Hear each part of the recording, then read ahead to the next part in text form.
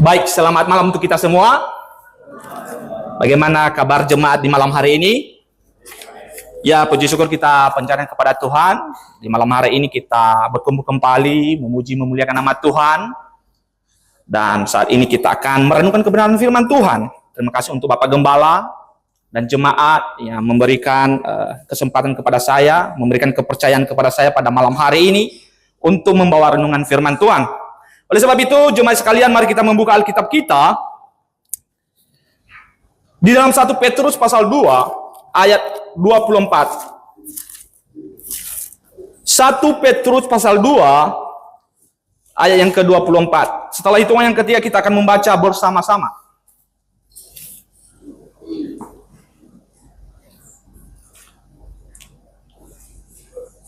Satu, dua, tiga. Ia sendiri telah memikul dosa kita di dalam tubuhnya di kayu salib, supaya kita yang telah mati terhadap dosa hidup untuk kebenaran. Oleh bilur-bilurnya kamu telah sembuh. Sekali lagi, 1, 2, 3. Ia sendiri telah memikul dosa kita di dalam tubuhnya di kayu salib, supaya kita yang telah mati terhadap dosa hidup untuk kebenaran. Oleh bilur-bilurnya kamu telah sembuh. Mari kita bersatu di dalam doa. Bapa di dalam surga, pada saat ini Tuhan, kami anak-anak-Mu akan merenungkan kebenaran firman Tuhan. Tuhan yang memimpin, lebih saya yang menyampaikan renungan pada malam hari ini. Supaya apa yang saya sampaikan, jemaat dapat mengerti dengan baik dan terlebih Tuhan mendapatkan berkat rohani di dalam kehidupan mereka masing-masing. Di dalam nama Tuhan Yesus, kami berdoa dan mengucap syukur. Amin. Jemaat yang dikasihi dalam nama Tuhan Yesus Kristus, ayat yang telah kita baca ini memberitahukan kepada kita, menginformasikan kepada kita bahwa dosa itu seperti penyakit, ya, dosa itu seperti penyakit. Dan saya yakin dan percaya kita semua di sini tidak suka sakit, amin. Oh, kebanyakan mau sakit, ya. Tidak semua orang itu mau sakit dan tidak mau sakit. Apalagi ketika kanker stadium 4. Siapa yang mau seperti itu? Tidak ada yang mau. Oh, tidak bisa melakukan aktivitas dengan baik ketika memiliki penyakit itu. Tetapi saya berikan kesaksian pada malam hari ini. Saya masih teringat, ya, salah satu gembala yang sangat luar biasa yang telah mendahului kita, Gembala Alkitab Buku, Gembala Depok waktu itu di zamannya. Saya masih mahasiswa, posisinya sudah botak, sudah di kemo kalau nggak salah, masih bisa menginjil. Itulah orang yang dikatakan di sini. Apa katanya di sini? Hidup untuk kebenaran. Nah, itu adalah salah satu teladan bagi saya. Namun jemaat yang dikasihi dalam nama Tuhan Yesus Kristus, yang kita fokuskan hari ini adalah penyakit rohani, yaitu dosa. Dan judul renungan saya pada hari ini, dosa adalah penyakit rohani. Dosa adalah penyakit rohani.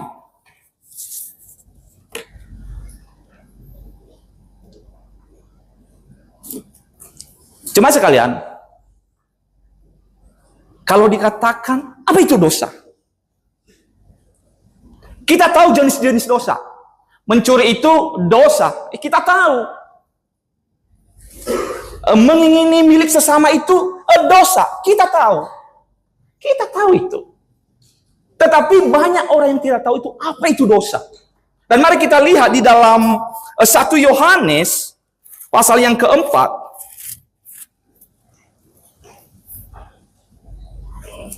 Ayat 1 Yohanes pasal ketiga ayat keempat, saya baca untuk kita. Setiap orang yang berbuat dosa melanggar juga hukum Allah, sebab dosa ialah pelanggaran hukum Allah. Dosa adalah pelanggaran hukum Allah. Setiap apa yang kita lakukan, jenis dosa apa yang kita lakukan itu pelanggaran hukum Allah. Tapi sangat disayangkan, kita sering melakukan pelanggaran hukum Allah, disadari maupun tidak disadari. Disadari maupun tidak disadari. Contohnya, masih kuliah atau yang sudah pernah pergi sekolah, tiba-tiba ada tugas yang harus dikumpulkan hari ini. Berbohong, tiba-tiba sakit. Yang tadi pagi sehat segar karena mandi, tapi teringat akan tugasnya. Oh, dia berbohong, saya sedang sakit. Rata-rata anak kuliah seperti itu. Yang sudah tahu ini hari ini ujian, tiba-tiba sakit. Ulur waktu supaya bisa belajar kembali. Tetapi ingat, dia tahu itu dosa, tapi dia lupa bahwa ini pelanggaran hukum Tuhan. Dan semua kita di tempat ini sudah melakukan pelanggaran hukum Tuhan atau dosa. Amin? Amin. Ya, kita adalah orang berdosa. Di dalam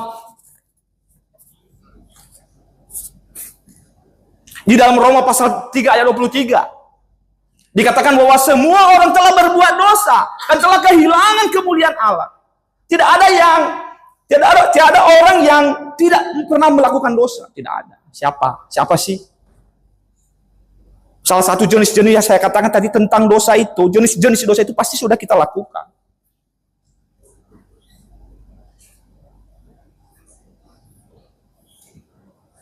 Dan kita tahu itu. Bukan hanya itu saja jemaat yang dikasihi dalam nama Tuhan Yesus Kristus. Yang sangat menarik, diinformasikan kepada kita di dalam Yakobus pasal 4 ayat 17.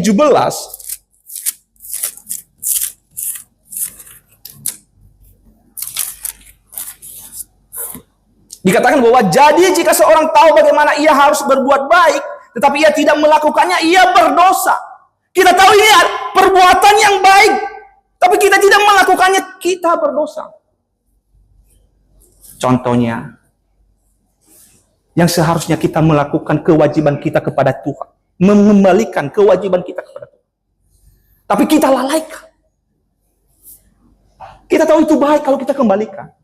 Ingat, yang tidak mengembalikan itu sedang melakukan dosa.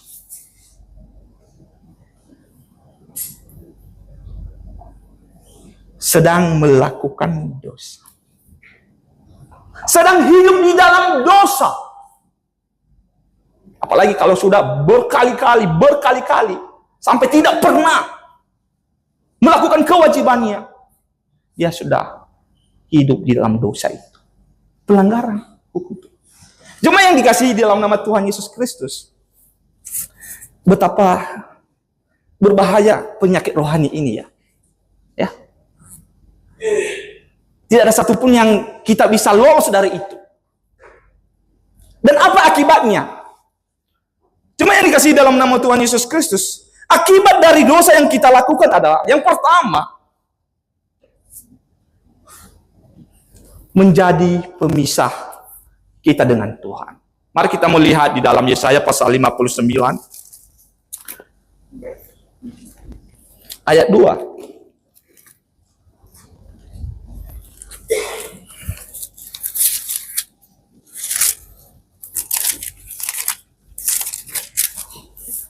Saya akan baca untuk kita. Tetapi yang merupakan pemisah antara kamu dan Allahmu ialah segala kejahatanmu, dan yang membuat dia menyembunyikan dirinya terhadap kamu sehingga ia tidak mendengar ialah segala dosamu. Kejahatan juga adalah dosa, sehingga membuat kita dengan Tuhan ada tembok pemisah. Ada tembok pemisah yang kita buat sendiri, bukan Tuhan yang buat itu. Kita sendiri.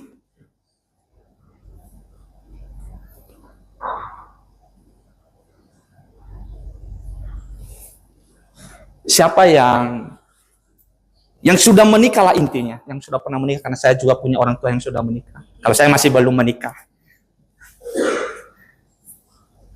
tidak mau berpisah. Kalau pergi pelayanan itu, bapak saya pergi pelayanan dulu di Nias, mama saya itu harus ikut, tidak mau terpisah.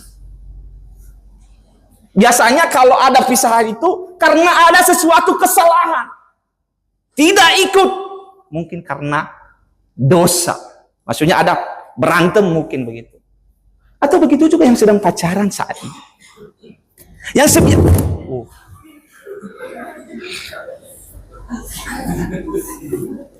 luar biasa.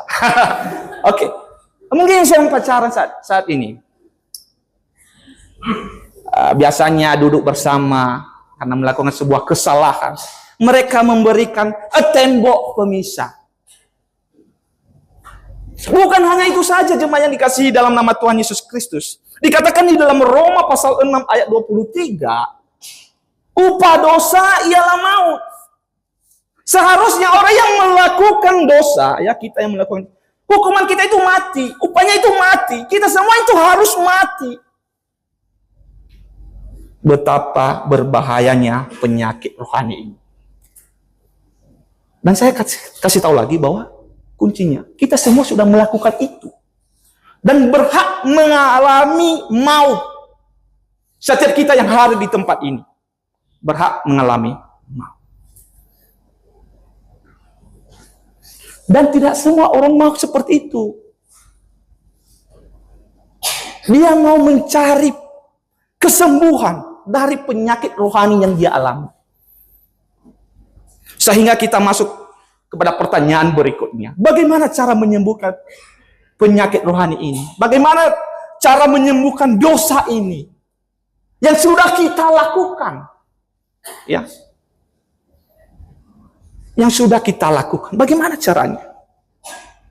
Oh, ada yang melakukan. Kita baca satu ayat terlebih dahulu di dalam Roma pasal yang ke-10.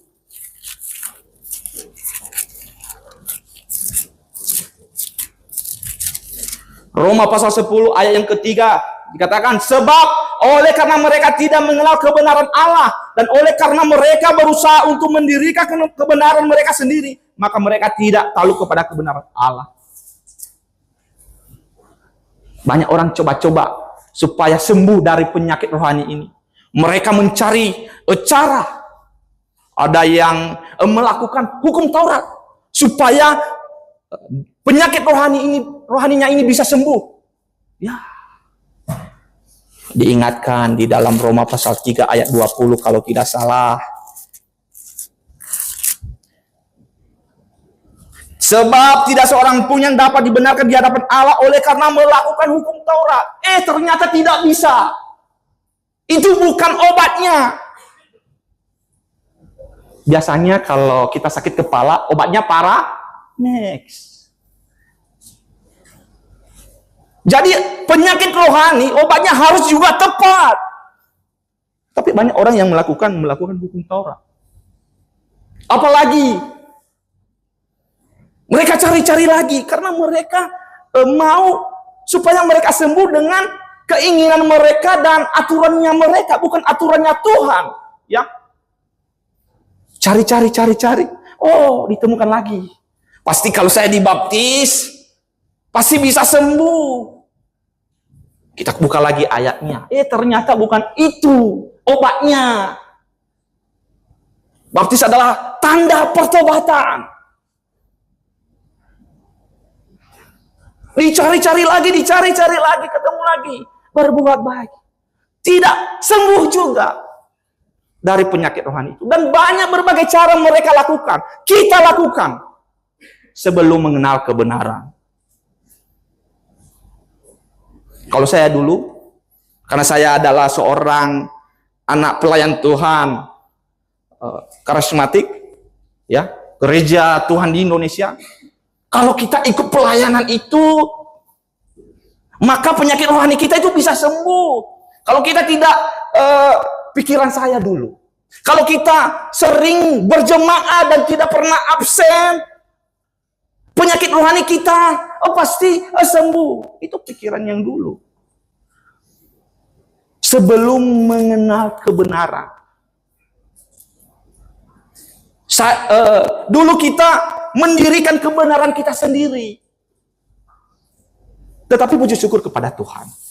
Cuma yang dikasih dalam nama Tuhan Yesus Kristus. Puji syukur kepada Tuhan. Di dalam Yohanes pasal 3 ayat 16. Apa katanya di situ? Karena begitu besar kasih Allah akan dunia ini, katanya. Sehingga ia telah mengaruniakan anaknya yang tunggal. Supaya setiap orang yang percaya kepadanya tidak binasa, melainkan beroleh hidup yang kekal.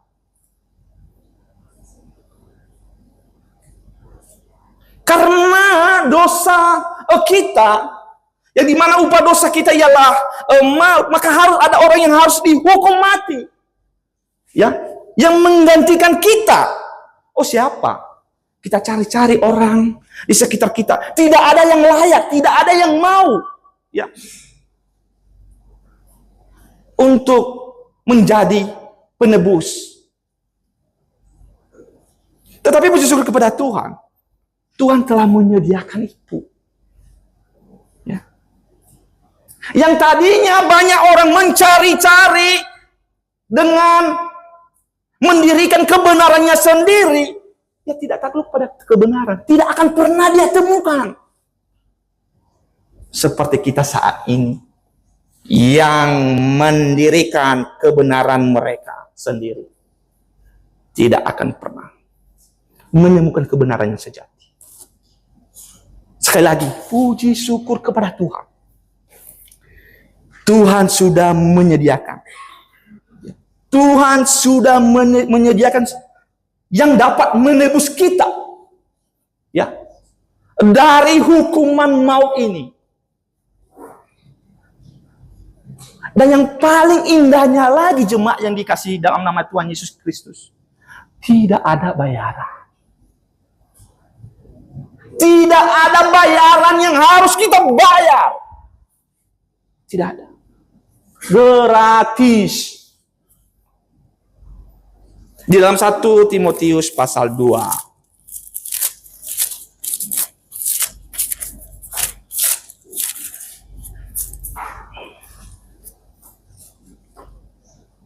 Satu Timotius pasal 2 ayat 5 sampai 6. Saya akan baca untuk kita. Hari ini kita banyak buka ayat Alkitab, ya. Namun ini bagus untuk kita ketahui. 1 Timotius pasal 2 ayat 5 sampai 6 dikatakan demikian. Karena Allah itu Esa, dan Esa pula dia yang menjadi pengantara antara Allah dan manusia, yaitu manusia Kristus Yesus, yang telah menyerahkan dirinya sebagai tebusan bagi semua manusia. Itu kesaksian pada waktu yang ditentukan. Sudah disediakan. Tebusannya itu Yesus Kristus. Kepada siapa? Semua manusia. Bukan hanya untuk saya di tempat ini, yang ada di depan ini. Tetapi untuk semua kita yang hadir saat ini. Kita mendapatkan obat, ya, rohani yang Tuhan sediakan. Sehingga kita bisa sembuh dari penyakit rohani itu. Dan apakah dosa yang ditebus itu sebagian? Oh, tidak. Coba yang dikasih dalam nama Tuhan Yesus. Dikatakan lagi di dalam 1 Yohanes pasal 2.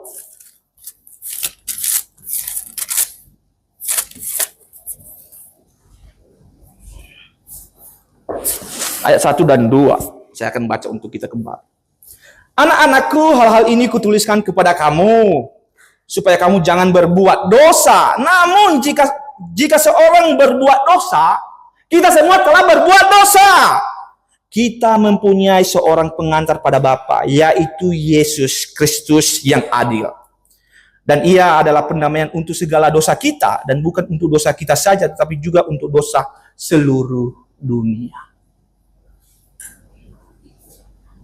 Dan kita sudah menemukan itu. Kuncinya apa? Di dalam Yohanes pasal 3 ayat 16, harus percaya kepada juru selamat, kepada penebus yang sudah disediakan itu. Harus percaya doang, kita diselamatkan. Kita disembuhkan oleh atau dari penyakit rohani ini. Kita bisa disembuhkan dari penyakit rohani yang ada di dalam diri kita masing-masing. Cuma tinggal percaya. Tetapi sangat disayangkan jemaat yang dikasih dalam nama Tuhan Yesus Kristus. Orang tidak mau itu. Mereka tidak mau yang Tuhan inginkan. Mereka mau mendirikan kebenaran mereka sendiri. Dan buktinya itu banyak. Banyak sekali. Kalau di simpatisan saya di GBA Omega, kenapa masih belum menyelesaikan penyakit rohani? Ada karena musik lah. Keinginannya sendiri. Yakobus pasal 1. Saya selalu, orang bisa jatuh ke dalam dosa itu karena keinginannya sendiri. Bukan karena orang lain, tapi karena keinginannya sendiri. Ayat 14, Yakobus 1 ayat 14. Tetapi tiap-tiap orang dicobai oleh keinginannya sendiri. Ternyata kebanyakan orang itu suka melakukan dosa. Karena ia diseret dan dipikat olehnya. Dan apabila keinginan itu telah dibuai, ia melahirkan dosa.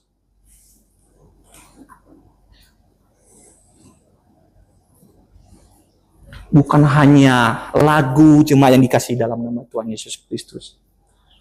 Ya. Apalagi kalau orang itu baru datang, ditunas, yang baru mengenal kita, tiba-tiba biasanya itu orang itu penasaran selalu. Pak Penginjil Felisman, saya yang ketemu kemarin itu,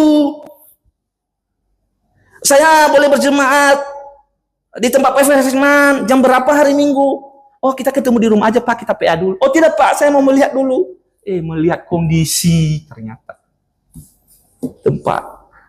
Oh tidak senang, oh pergi. Mereka mendirikan ya kebenaran yang mereka sendiri. Mereka tidak mau kebenaran yang sejati. Dan itu susah. Jemaat yang dikasih dalam nama Tuhan Yesus. Itu susah. Tetapi sebagai tugas pelayan Tuhan, tetap selalu akan hal, selalu melayani, selalu menerima orang-orang yang seperti itu. Kemarin saya sangat bersyukur di Grafe itu seringkali ada seminar. Saya sangat bersyukur sekali secara pribadi.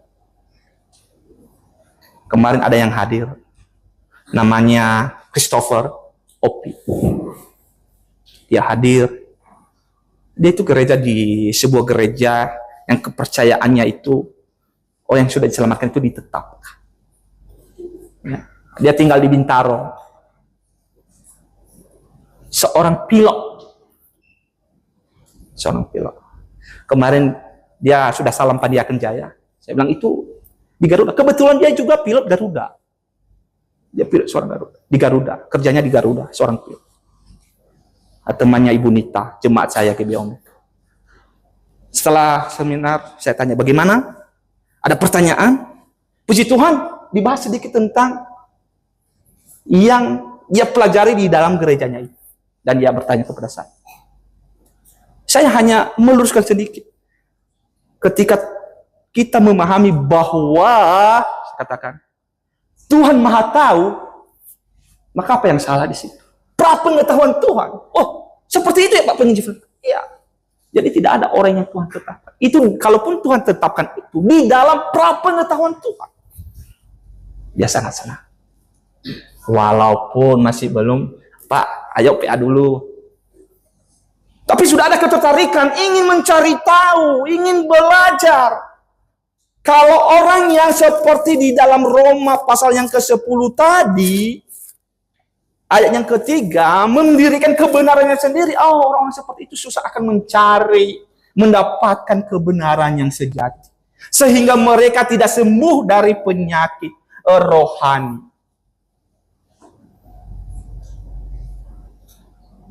Dan begitu juga kita di sini.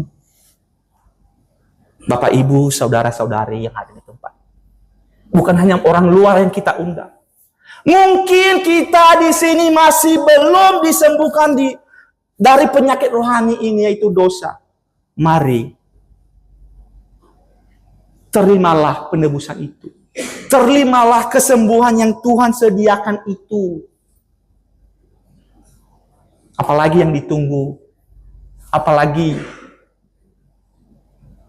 yang kita tunggu? Tunggu dulu, cari-cari. Kalau saya jadi pacarmu nanti saya baru maju ke depan ya. Bertahun percaya. Oh, tidak seperti itu tidak sah di hadapan Tuhan. Atau saya dapat kerja di sini, saya bisa jadi jemaat ya. Oh, tidak seperti itu tuh. Itu tidak bisa menyembuhkan Anda dari penyakit rohani. Tetapi karena kerendahan hati kita, kesadaran kita, kita mengerti bahwa Tuhan menyediakan penebusan, penyembuhan atas dosa kita, atas penyakit rohani kita. Tuhan sediakan dan saya percaya. Itu saja sudah simpel. Sudah simpel itu. Dan mari, saya ajak kamu, marilah kita terima itu. Supaya dengan demikian, kita tidak lagi jatuh di dalam dosa. Kita tidak lagi suka akan dosa. Kita menjauhi dosa. Dan ingat, tenangkan di dalam hati kita. Itu adalah segala sesuatu yang dikatakan itu dosa. Itu pelanggaran hukum Allah. Jika kita sangat sayang sama Tuhan, kita katakan kita mencintai Tuhan, saya sangat memberikan diri saya sepenuhnya kepada Tuhan. Tetapi nyatanya di dalam kehidupan kita melanggar hukum Tuhan. Omong kosong. Tidak ada buah orang lahir baru. Tidak ada hasil pertobatan itu. Bagi saya, yang saya lihat itu. Kalau ada orang seperti itu, omong kosong. Saya sudah bertobat Pak Penggiverisman, tapi saya suka berbuat dosa. Masih belum bertobat itu. Suka melakukan dosa. Mari yang mau menerima penyembuhan dari penyakit rohani yang kita alami. Mari. Gratis. Tinggal percaya dan bertobat. Mari kita bersatu di dalam doa.